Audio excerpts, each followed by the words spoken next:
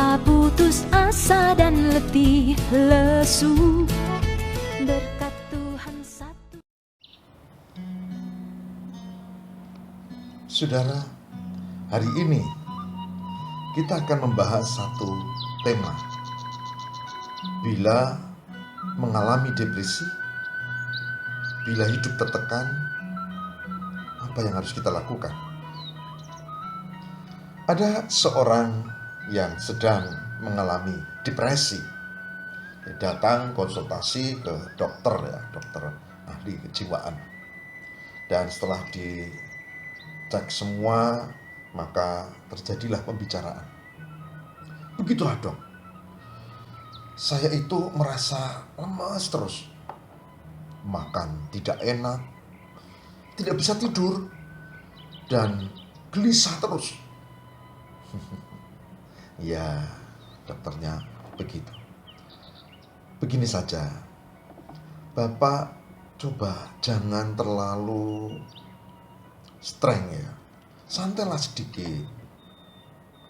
Misalnya, coba datanglah nonton pertunjukan lawak atau komedi yang lucu. Sekarang kan ada ini yang lagi ngetren nih, yang lagi terkenal, satu komedian pelawak yang sangat lucu.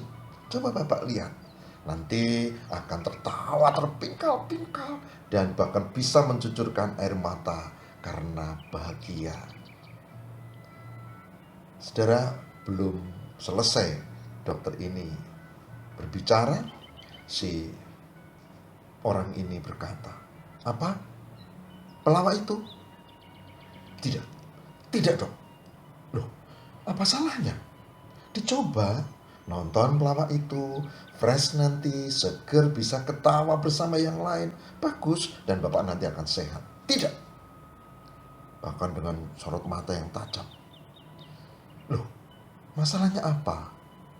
Dok, tahu enggak? Pelawak yang dokter maksudkan itu saya dok. Dokternya kaget setengah mati. Ternyata pelawak yang terkenal, yang membawa orang untuk ketawa luar biasa, sebetulnya dia sedang tertekan. Tuntutan pekerjaan, kemudian persoalan ini, kemudian masalah itu, seterusnya tertekan. Saudara, setiap orang bisa mengalami tekanan batin, depresi, siapapun dia. Dan tidak hanya masa sekarang, masa lalu, dulu juga. Sebabnya bisa macam-macam. Bisa karena tekanan itu, karena pekerjaan, bisa karena kedukaan mengalami kehilangan, bisa juga kesedihan yang mendalam dan tidak terselesaikan, bisa juga. Dan itu membuat persoalan.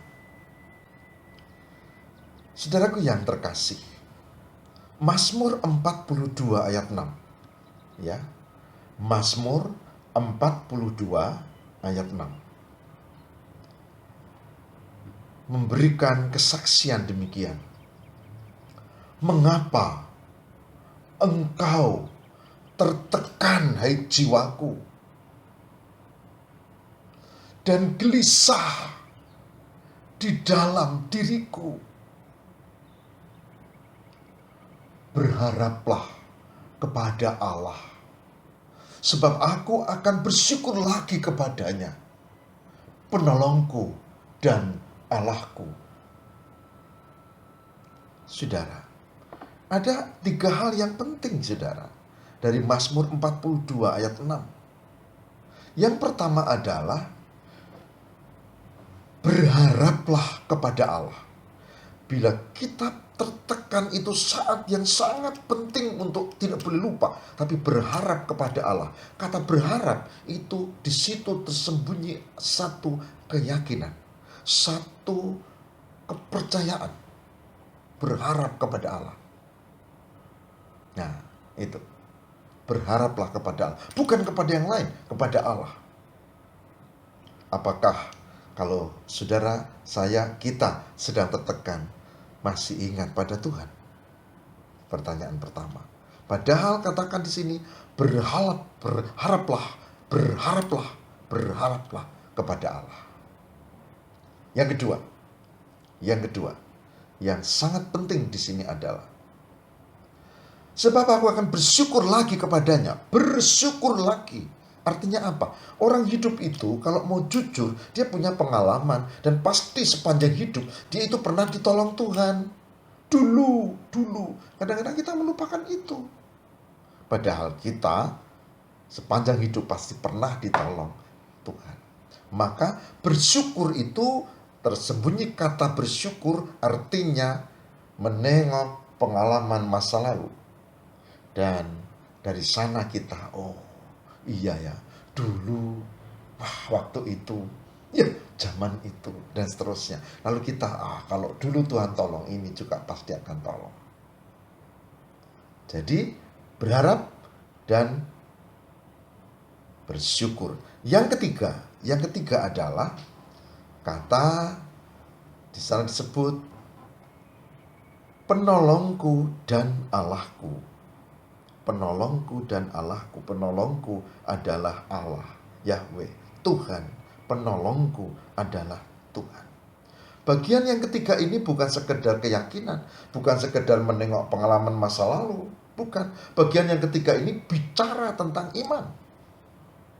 Bahwa ada Allah, ada Tuhan yang menolong kita, yang memberkati kita.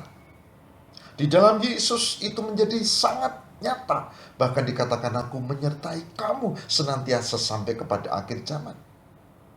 Jadi yang ketiga, saudara-saudara, adalah iman. Tidak cukup berharap, tidak cukup bersyukur, tapi iman. Jika ini dilakukan, maka kita akan bisa lepas dari depresi, tekanan batin. Anda bisa minta tolong ke dokter atau ke paramedis atau ke konselor, tapi ujung-ujungnya satu, Anda harus mau menolong dirimu sendiri. Hadapi hari ini, lepaskan depresi, dan ingat berharap pada Tuhan, bersyukur, dan yakinlah Tuhan menolong kita. Amin.